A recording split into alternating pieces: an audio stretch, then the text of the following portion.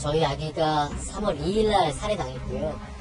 그 당시에 현장에 타살의 의혹이 가장 가능성 있는 사진 8장을 저는 갖고 있습니다. 그렇지만 소방서에서는 저에게 사진을 2장만 공개했습니다.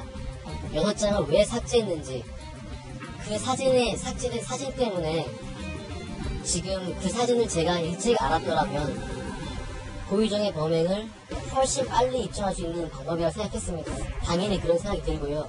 왜 항상 부검 결과만 기다리는 게 중요한 게 아니잖아요. 부검 결과는 2달 후에 나오는 거였고, 그 사이에 그 사진에 대해서 충분히 저와 고유정을 충분히 수사하고 밝혀낼 수 있는 부분이 있다고 생각합니다.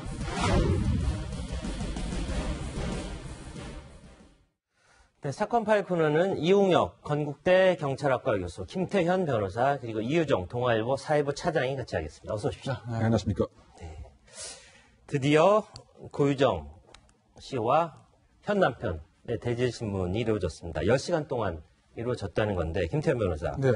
자, 어떤 이야기가 오갔는지 설명해 주십시오.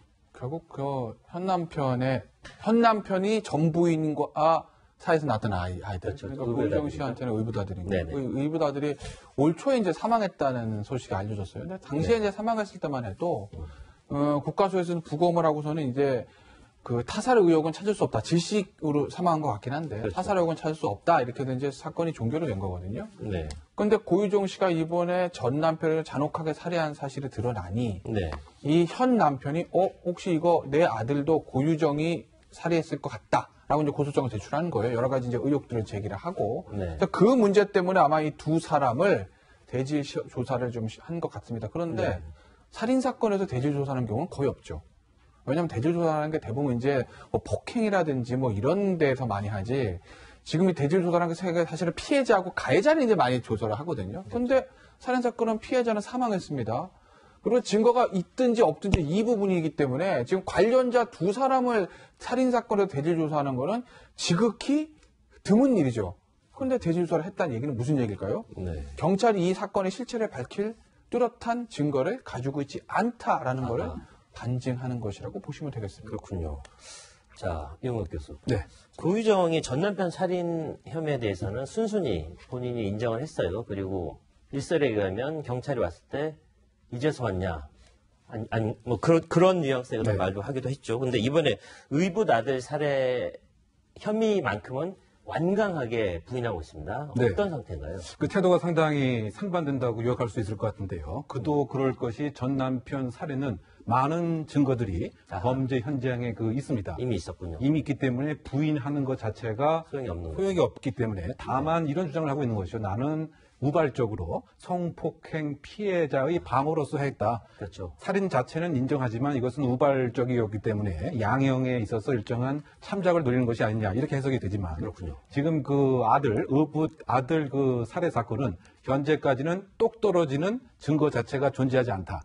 그렇다고 본다면 지금의 입장에서는 부인하는 것이 훨씬 유리하지 않았을까 이렇게 생각하는 전략적 측면도 있고요. 네. 만약에 이것을 전 남편 살해 사건처럼 자백을 한다고 한다면 이것은 어떻게 본다면 연쇄 살인의 모습으로 더 비난 가능성이 있을 수가 있고 네. 또 행해진 수법을 보게 되면 상당히 그 일관된 모습도 있기 때문에 인정을 하는 순간 본인에게 쏟아지는 여러 가지 그 비난 가능성에 대해서 부담감을 느끼는 것이고 가장 핵심적인 것은 수사기관, 경찰, 검찰기관이 현재 갖고 있는 증거가 고유정이 생각할 때는 너무 부족한 것이 아니냐 그런 판단을 한 것 같고요. 저는 그 개인적으로 이렇게 봤을 때 고유정의 적어도 범죄 지능은 일반적인 범죄인의 평균 수준을 훨씬 넘어서고 있다. 네. 뭐 그런 측면에서 대처도 구분해서 하는 것이 아닌가 이렇게 추정해 봅니다. 그렇군요. 이유정 차장. 결국 그 남편 역시, 현 남편도 역시 그 용의자, 어떤 경찰에서는 상당히 의구심을 가지고 있는 부분이 있는 것 같은데 결국 초반에 본인의 아이가 사망했을 당시에 했던 태도와 이제 고유정 사건이 크게 실체가 밝혀지면서 대처하는 방식이 조금 달라요. 그런 면에서 상당히 이 사건이 굉장히 미궁에 빠질 수밖에 없는 그런 이유를 제공하고 있는 것 같은데 어쨌든 고유정이 만든 카레와 관련해서 상당히 어떤 현 남편의 주장과 또 고유정의 주장 상당히 엇갈리는 부분이 존재하는 거 아니겠습니까? 네, 맞습니다. 이번에 카레가 이렇게 주목을 받는 점이 별로 없었는데 카레가 나옵니다. 5월에 전 남편을 살해할 때도 카레가 등장을 합니다. 왜냐하면 그 안에 수면제가 검출됐기 때문이죠. 그렇군요. 그런데 이 현 남편의 의붓아들하고도 있을 때 그 아이가 숨질 때도 전날 카레를 먹인 정황이 드러났습니다. 그래서 이 두 사건을 비교해 보니 뭔가 그 공통점이 있는 것 아니냐 이런 의혹이 들게 되고요. 또 현 남편의 경우 그 아이가 숨지기 바로 전날 아내가 끓여준 차를 마셨는데 이 차를 먹고 굉장히 깊게 잠들었다 이런 증언을 하고 있습니다. 네. 이 때문에 여기에 수면제가 들어간 것 아니냐 이런 의혹이 제기되는 상황입니다. 그렇군요. 고유정이 뭐 어떤 카레를 유난히 많이 아끼고 음식으로 많이 했던 것 같은데, 근데 문제는 그 사망한 의붓 아들의 몸에서 그런 성분은 또 검출되지 않고 있단 말이에요. 그게 안 나왔어요. 네. 그러니까 그 당시에 이제 부검을 했는데 뭐가 나왔어? 수면제라든지 예를 들어서 독극물 성분이 나왔으면 아이가 죽고 그다음에 의붓 엄마가 있기 때문에 경찰 입장에서는 범죄 소지를 생각 안 할 수가 없었을 거예요. 그렇죠. 네. 그러니까 당연히 부검을 한 거예요.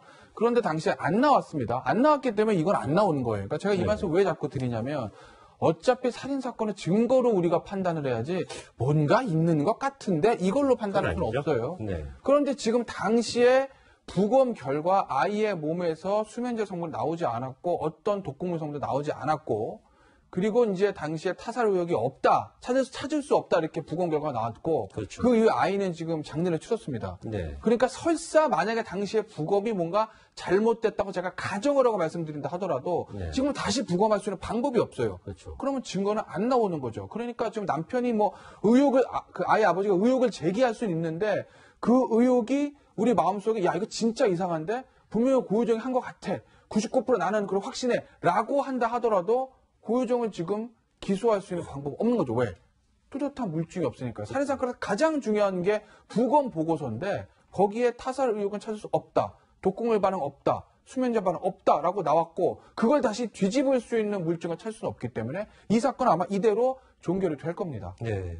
전 남편의 사건은 본인이 자백을 했지만 시신 없는 살인으로 이어질 가능성이 높고요. 또 의붓 아들의 경우는 증거 없는 사망이 될 가능성이 높다는 이야기인데, 근데 국과수는요, 이용욱 교수. 네. 초반에 이건 분명히 압착에 의한 질식사다 이런 소견을 냈어요. 네, 그 사망의 그 원인을 보게 되면 우리가 자상 외상 이것은 흉기에 의한 네. 사망 원이라고 본다면 약독 국물에 의한 것은 장기 안에 일정한 또 표식이 나타납니다. 이것을 이제 부검을 해봤더니 이 두 가지 해당되지 않는다. 네. 어떻게 본다면 그 기도가 이제 막히는 이런 현상이 아니었느냐 질식사인데 그 원인을 외력에 의한 압착이었다. 네. 이렇게 국가수에서는 이제 봤던 것이고요.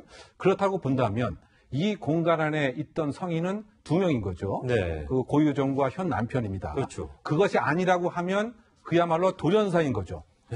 그래서 결국은 지금 고유정의 그 당시에 그 119에 관한 내용을 들여다보게 되면 그 자신은 다른 방에서 잤고 그 몇 시간 이전에 얼굴에 그 붉은 점이 있었다. 이것은 결국 시반을 얘기합니다. 시반이죠, 네. 그러면 사망 시간을 관한 추정을 좀 해야 되는데요. 어쨌든 10시 정도에 발견됐다고 하는데 과연 그 시점이 그 고유정이 그 1시까지는 깨어 있었던 것으로 알려져 있습니다. 일정한 인터넷 일을 하기 때문에 네. 댓글을 올리는. 그러면 혹시 고유정이 다른 방에서 잤다고는 하지만 카레 등을 활용을 한 그 정황을 이용해서 외력을 행사할 가능성이 있지 않느냐 네. 이런 추정을 한번 그 해봄직한 것입니다. 네. 어쨌든 남편의 그 주장 자체는 이례적으로 자신만을 수사의 대상으로 초동 수사에 있었던 것이 문제라고 해서 상당히 또 이례적으로 살인죄에 관한 혐의를 제주지검에 그 고발을 한 것입니다. 그렇죠. 이제 그러다 보니까 과연 3월 2일 오전 시간에 어떤 일이 그 있었는가? 이것은 고유정 또는 현 남편만이 알고 있는 문제고 이와 같은 정보를 확보하기 위해서는 사실은 이제 그 경찰이 직간접적이라고 하더라도 정황 증거를 많이 목전에 드러냄으로써 고유정이나 현 남편의 이야기를 꺼내내야 되는데 현재 그 고유정에 관한 수사는 2, 3회 정도에 그쳤던 것 같고요. 이것을 사실은 현 남편이 제일 불만으로 삼아서 청주 상당경찰서는 믿지 못하기 때문에 이례적으로 네. 제주지검에 또 이례적으로 살인죄에 대해서 고발을 한 이런 그 상황입니다. 그래서 어쨌든 수면 유도죄에 관한 검출이 안 되었기 때문에 국가수에서는 질식, 즉 압착에 의한 것이 사망의 원인이다라고 소견서를 냈던 것이죠. 어찌됐건 고유정 사건이 이렇게까지 사실은 미국에 빠지게 된 건 청주경찰 그리고 제주경찰의 초동 수사에 좀 미흡한 점이 있다. 그런 부분만큼은 부인하기 어려울 것 같습니다. 어제였나요? 현 남편이 제주에 출동하면서 했던 말 직접 들어보겠습니다. 그건 제가 확신할 수가 없습니다. 확신할 수 없으나 일단 사진이 삭제된 것만큼은 확실합니다. 고유정의 현 남편은 청주 경찰의 어떤 수사에 불만을 계속 표하고 있는 거죠. 저런 부분 어떤 근거가 있는 겁니까? 어떻습니까? 네, 일단 경찰이 좀 수사 자체를 자신의 생각대로 하지 못한다 이런 생각을 갖고 있는 것 같습니다. 그래서 사진 자체도 제대로 공개하지 않고 그래서 결과적으로 자신에게 뭐라고 하는 거 아니냐 이런 불만을 털어놓고 있는 것인데요. 실제로 자신의 아들이 숨진 사건과 관련해서도 자신에 대해서는 굉장히 수사, 대면 접촉 이런 것들을 많이 했는데 아내인 고유정에 대해서는 수사를 거의 하지 않아서 너무 형평성에 어긋나는 것 아니냐 이런 주장을 계속 펴고 있는 것 같습니다. 사건 초기에 경찰이 혐의자로 고유정을 특정하지 못했기 때문에 그런 결과가 나온 것 같은데 아무튼 남편 입장에서는 굉장히 억울한 측면이 있는 것 같습니다. 네, 의혹은 넘쳐나고 궁금한 건 많은데 정말 어떤 경찰의 수사 상당히 한계를 보이고 있는 그런 측면이 있는 것 같습니다.